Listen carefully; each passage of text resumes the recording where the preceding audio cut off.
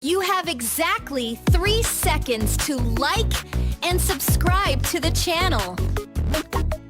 Otherwise, I'll appear in your dreams tonight.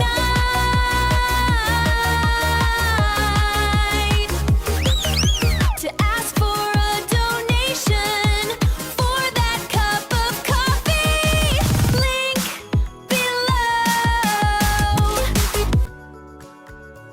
The alliance between Europe and the United States is an undeniable factor in international relations, regardless of which party is in power. One can be certain that the U.S. commitment to the survival of. However, that was only true until 2016. Donald Trump, with his instability, gave Europe a terrifying scare. Now, as he prepares to return to the White House in 2025, the old guard must once again urgently prepare countermeasures. But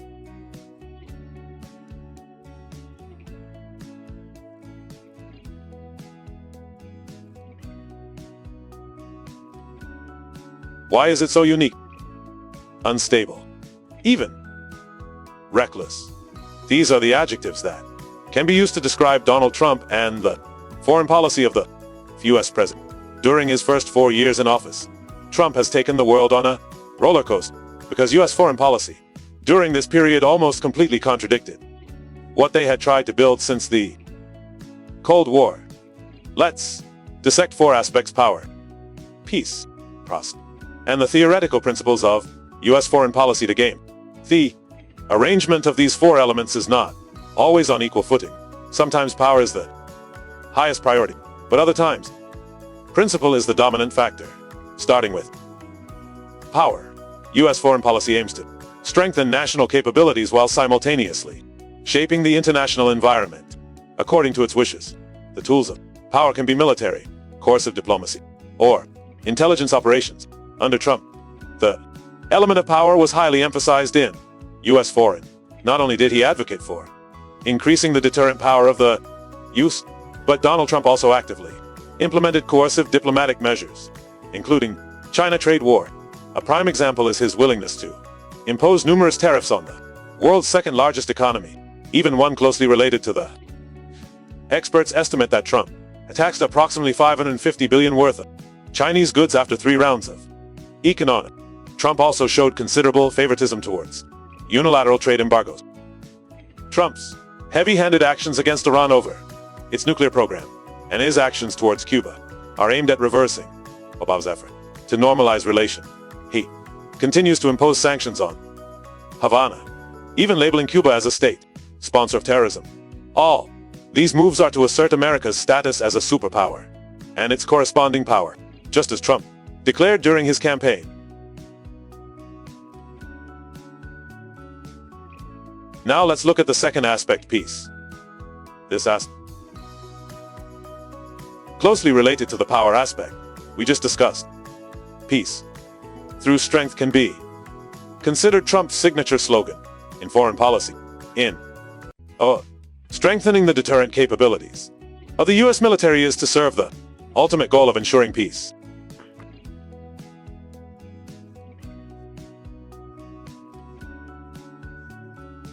Normally, when talking about peace in U.S. foreign policy, people immediately think of international institutions, and if you look closely, almost institutions that survived after the war.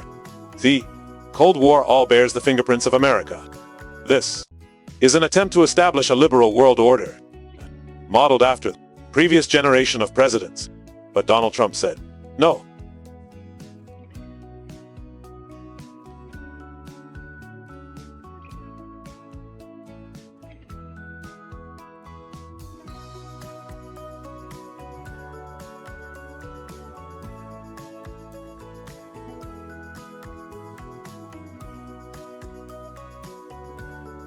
He shocked the world with his actions, withdrawing the U.S. from most important international organizations and agreements. He demanded they double their defense spending, which is why Europe is so uneasy. We will analyze this in more detail later in the video. While Donald Trump still emphasizes peace in his foreign policy, his approach is completely different from that of his. The answer to this direction of Trump can be seen in the third aspect with the mindset of a businessman. Trump places a strong emphasis on America's prosperity. Therefore, Trump's foreign policy will aim to promote a free and fair economy with reciprocity between nations. He also actively applies protectionist trade policies for domestic goods and encourages American companies to invest, returning home from overseas. Let's look back at the US-China trade war. Many American companies couldn't resist the allure of the Chinese market and invested there. However, Trump considered these business activities harmful to the nation because they helped America's strategic rival become richer. Furthermore, China implemented policies of forced technology transfer and intelligence campaigns to access core technologies held by for Trump. This was clearly not healthy business. He implemented policies to force American companies to return to the US or move to more friendly countries. At the same time, Trump also ended cost, notably Afghanistan, all for the sake of the American economy. Now, let's move to the final aspect, the principles in US foreign policy essentially refer to the theory of democratic peace, in which the US needs to strive to have as many countries as possible pursue the American-style democratic model. This will help ensure security and prosperity for the country. The US, for the sake of, doesn't fight. Yet, Trump is not a believer in this theory.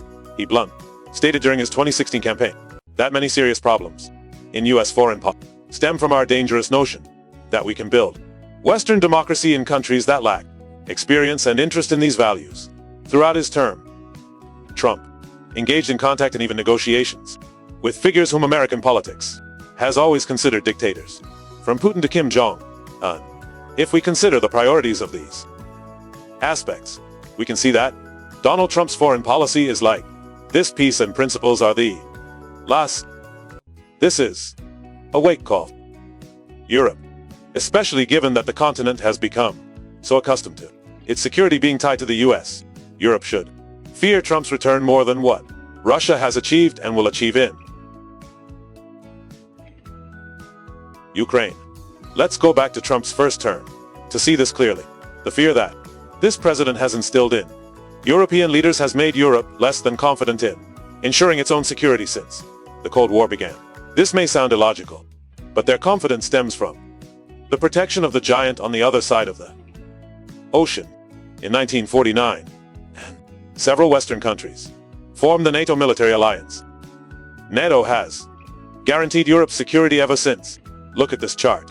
This is the amount of money that member states contributed to NATO says 1 year before the president took office. There's no arguing about that.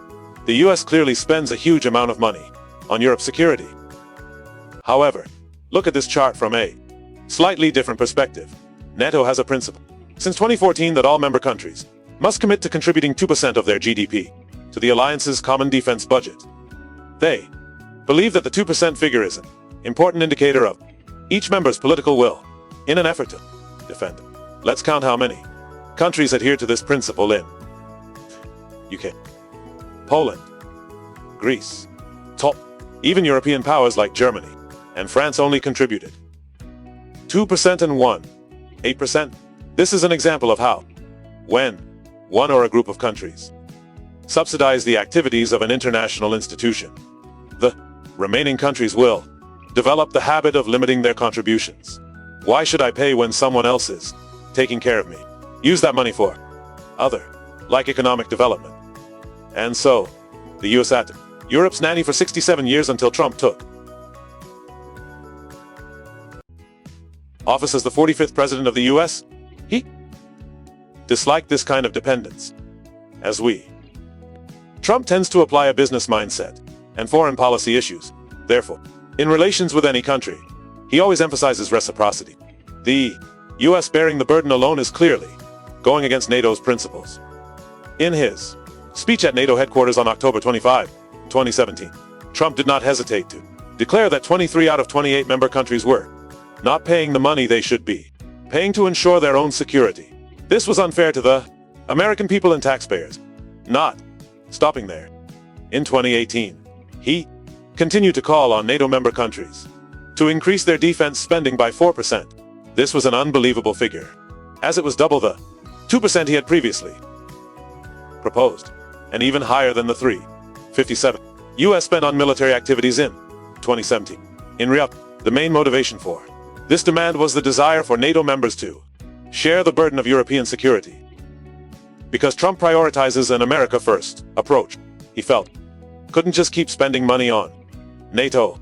He also had to take care of the American people who elected him to the White House. If Europe still wanted to enjoy security protection of the United States, they should shell out more money, like a regular exchange of funds for European security. He even accused NATO allies of owing the US a huge amount of money, including Washington protected Europe. He is willing to help remove US permanent troops from a NATO country if that country does not comply with its spending limits. Germany experienced this feeling in 2020 when it helped remove 1/3 of its forces and many combat weapons from the country. The reason for this action, according to Trump, was to punish Germany for not paying its fees.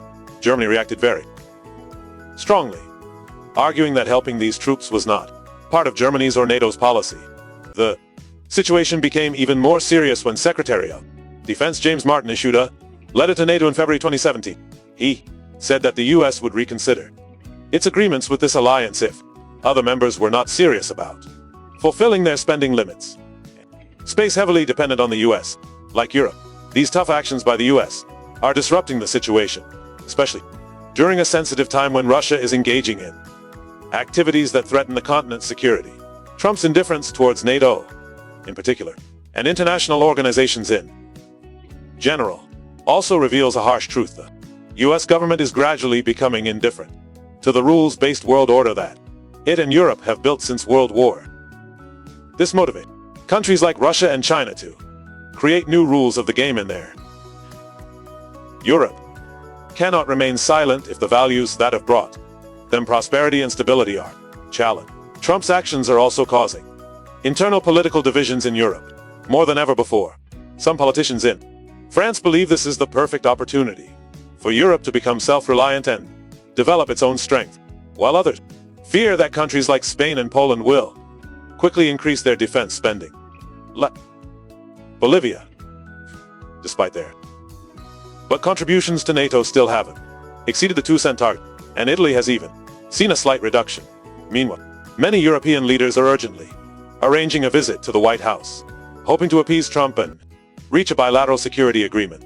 With a Europe playing it safe is certainly not a good option if the continent is still facing many security concerns, especially Russia, which is more important than anything else. If Donald Trump's commitment to European security weakens, Germany may rem again. The memories of the victorious years of the war are not new, and the joy for the Germans is still deeply ingrained in the minds of Europeans.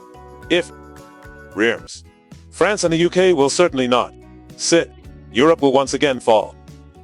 If it cannot live under the stable hegemonic environment established by the US, the old continent must do something to ensure its survival in the context of Trump's return to the White House.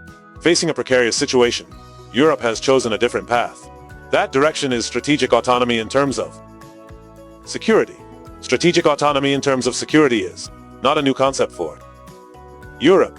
It has existed since at least 2013 and is defined as the capacity for Europe to act independently or not be dependent on any other country in strategically important policy areas. Particularly in the 2019, this is considered a way for Europe to counter Brexit, Donald Trump, and China's tough actions.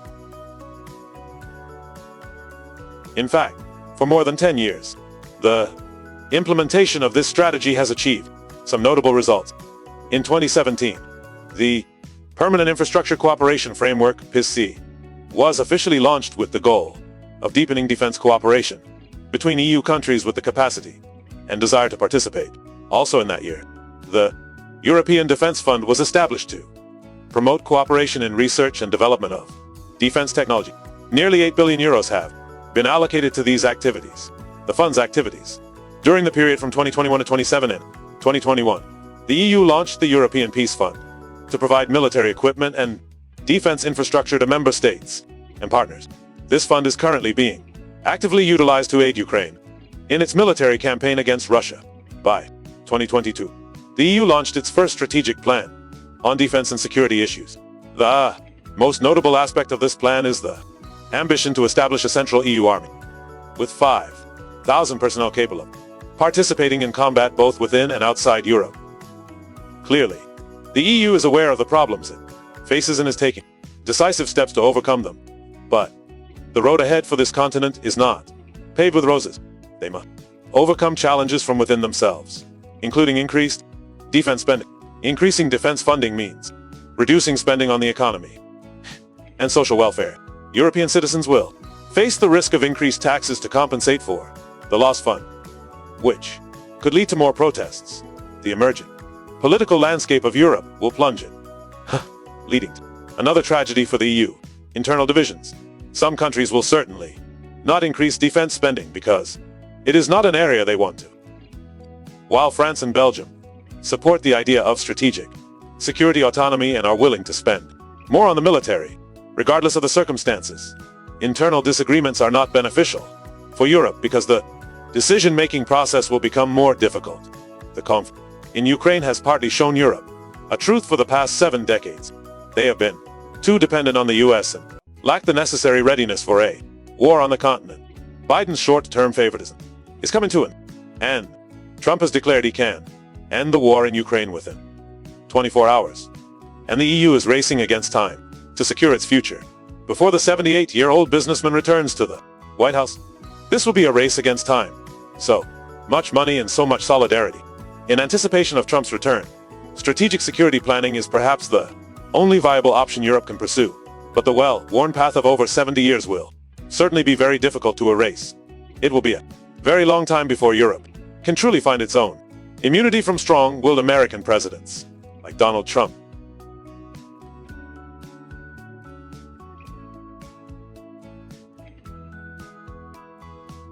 Music.